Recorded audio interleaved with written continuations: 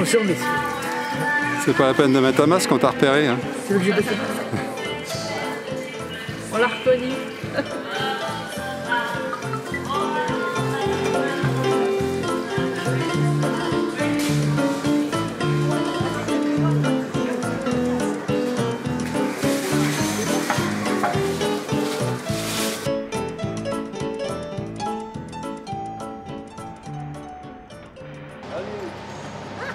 Là pour le chef des chefs. Ah bon? Ah bah merci pour le chef. Hein. En ta personne. Allez, vas-y. T'occupe pas de nous, fais ton travail. Ça va, j'entends pas trop. Voilà, vas-y. Je vais remettre la pile dans le pot céramique. Voilà, voilà. Oui, alors, c'est le mardi. Grand marché de l'orgue. Un être exceptionnel. Putain, c'est marchand. Il y a eu 20 ans, c'est marchand. Des années, on peut plus être voté.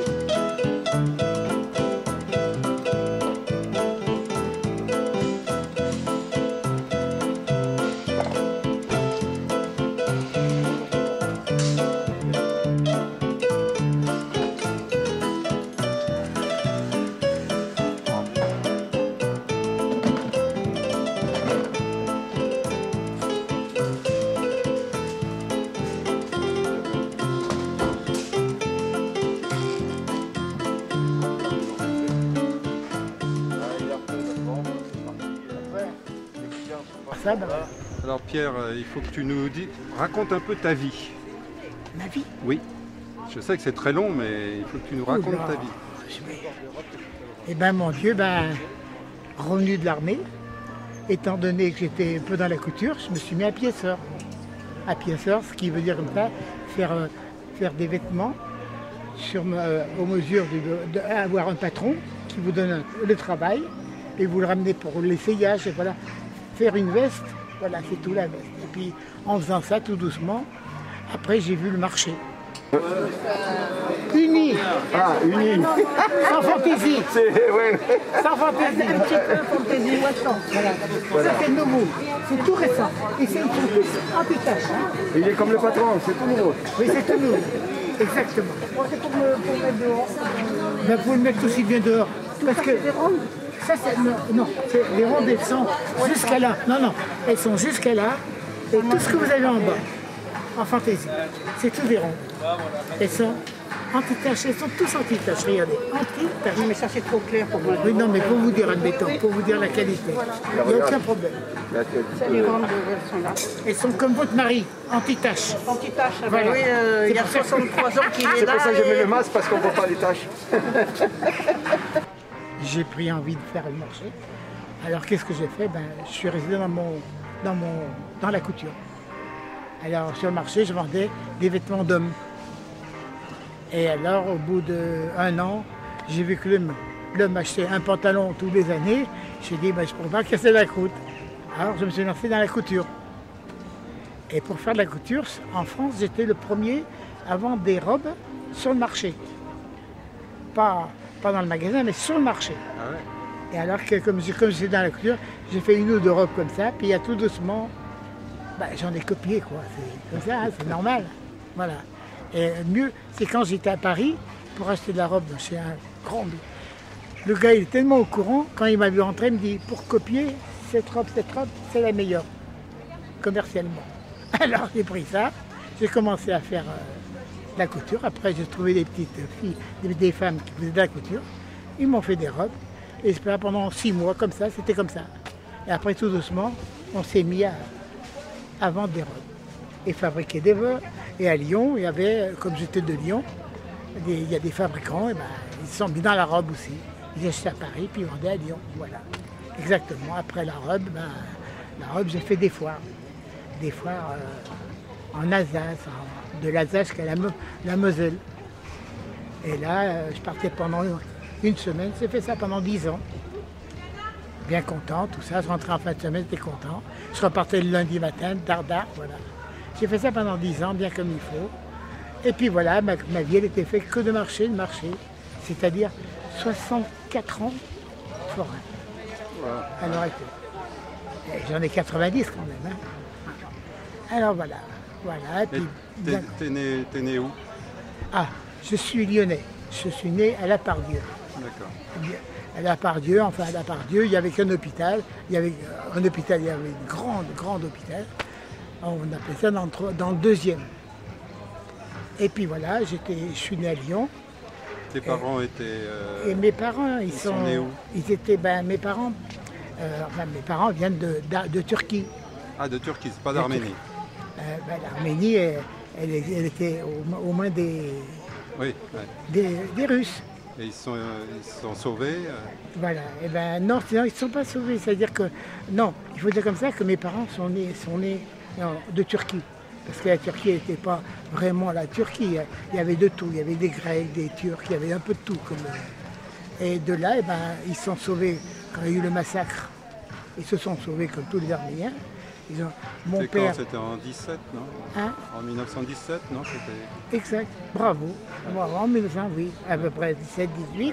Mon père, il est parti en Amérique. Ah ouais? Par contre, il est arrivé à New York, hein, c'est tout. Ah ouais? C'est tout. Ma mère et ma grand-mère, avec mes deux cousins, quand ils étaient, eux, ils sont venus en France. Et un bateau, quand il va en France, il s'arrête en Tunisie. Et quand les gens descendent de Tunisie, 3-4 jours, ils téléphonent à Marseille, disant, admettons, on n'attend personne. Et comme pour la guerre de 14, il y a eu pas mal de morts, la France avait besoin de main-d'œuvre. Voilà. Et c'est de là qu'ils nous plaçaient. Quand on arrivait, on ne restait pas longtemps.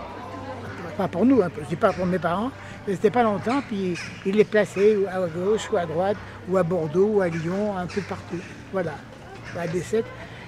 Et mes parents se sont rencontrés à Saint-Chamond. Mon père d'un côté. Oui. Il y a beaucoup de Turcs à Saint-Chamond. Voilà.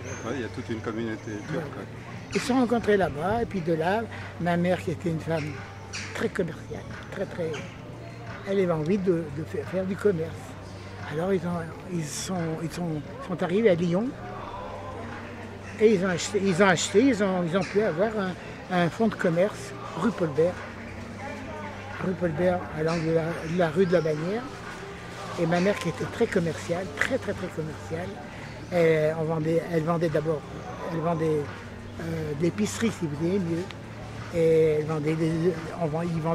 à l'époque, on vendait beaucoup d'olives, des sardines dans des grands fûts, sel, des maquereaux, des trucs comme ça, oui, c'était, voilà.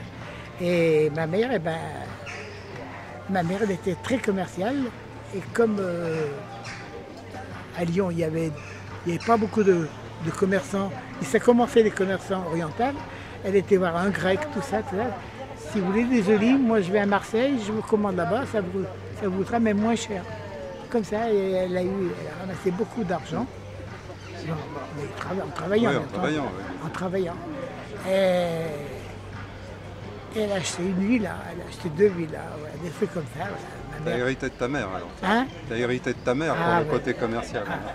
Très commercial, très commercial. Et puis voilà, ils ont toujours travaillé. Et puis voilà.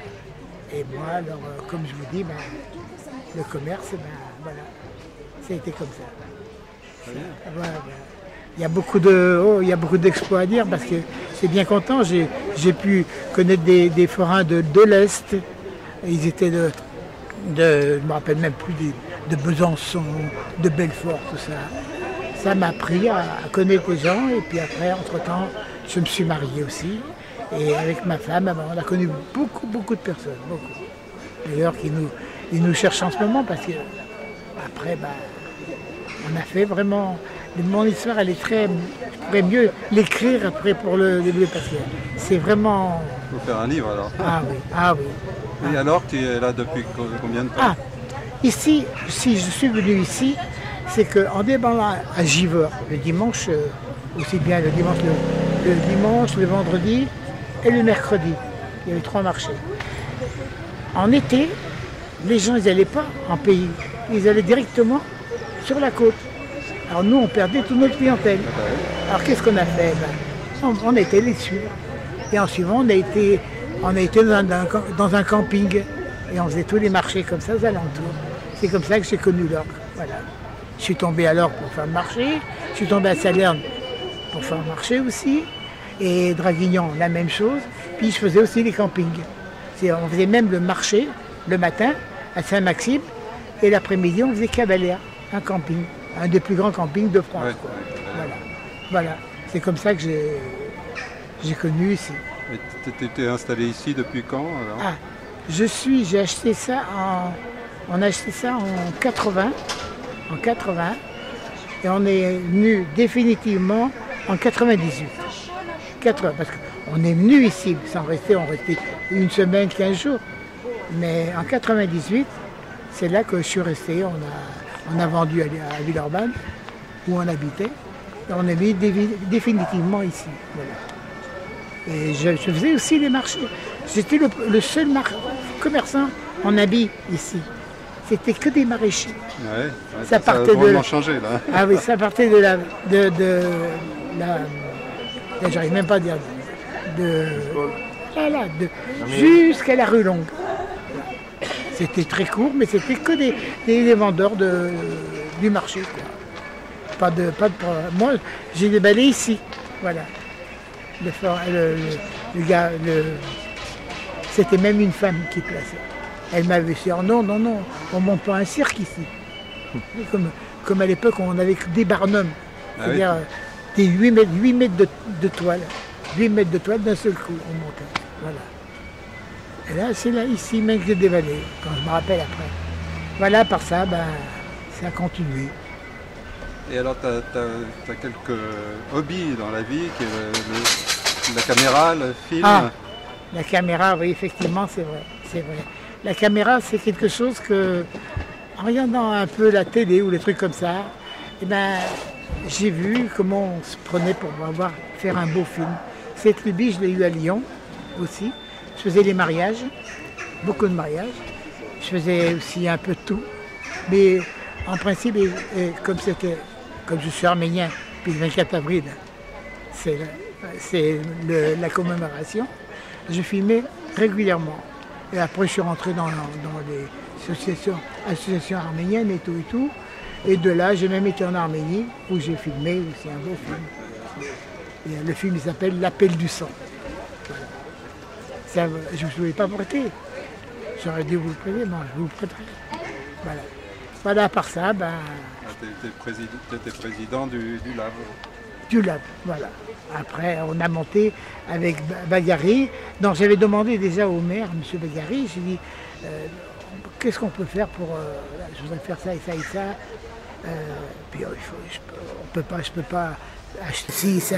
Écoutez, si vous rentrez dans une association, on peut quand même vous donner un petit coup de main.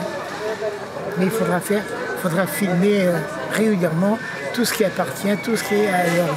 Je lui dis, si c'est que ça, c'est rien. Et là, c'est là que ça a commencé. C'est un peu avec M. Mariani. Voilà. Très bien. Voilà. J'ai filmé tout, puis après, chaque fois, je filmais presque tous les jours. Merci.